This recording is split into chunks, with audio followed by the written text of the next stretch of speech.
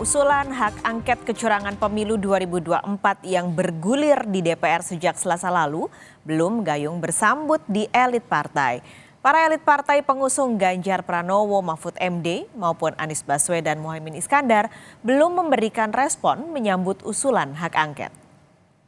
Mau mengoptimalkan pengawasan fungsi komisi atau interpelasi atau angket ataupun apapun supaya pemilu ke depan, kualitas pemilu ke depan itu harus ada hal-hal yang dilakukan dengan koreksi. Sepanjang pemilu yang saya ikuti semenjak 99, saya belum pernah melihat ada sebuah proses pemilu yang sebrutal dan semenyakitkan ini. Saya mendukung hak angket ini kita lakukan semata. Di sidang paripurna DPR, politikus dari 3 fraksi PDIP, PKB, dan Partai Keadilan Sejahtera meminta hak angket tentang kecurangan pemilu 2024 khususnya Pilpres digulirkan. Dan ujung hak angket dijamin tak untuk memakzulkan Presiden Joko Widodo. Setelah kalangan rohaniwan, kalangan budayawan, kalangan intelektual rektor bereaksi, masa DPR-nya diam?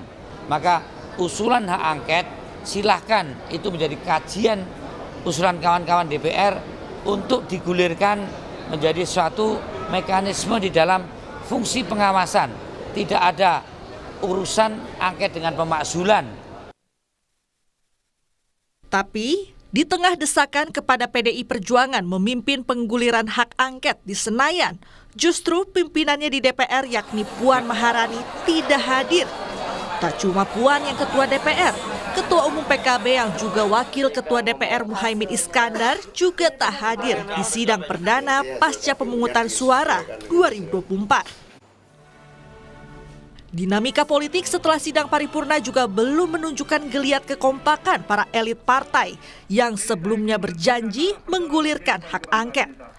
Nasdem punya cara sendiri menggulirkan hak angket. Setelah 20 Maret, kita betapapun menghormati penghitungan KPU ini, penyelenggaraan pemilu. Tolong garis bawahi, tanpa PDI pun Nasdem akan mengambil jalan atau akan mengangkat.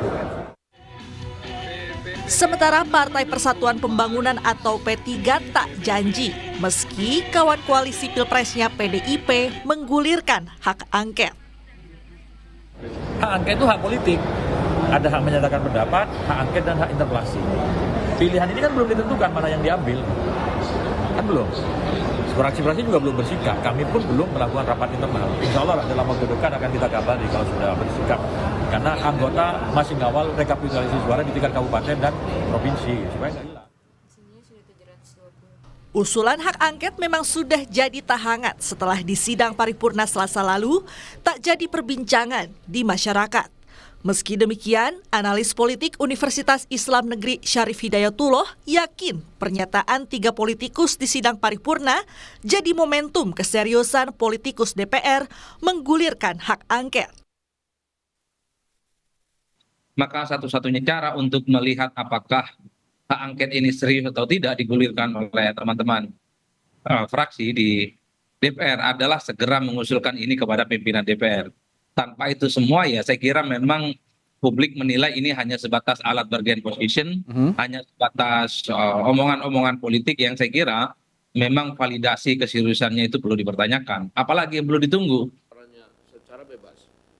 Setelah ada suara usulan hak angket dari para anggota partai, kini yang giliran ditunggu adalah suara para petinggi partai.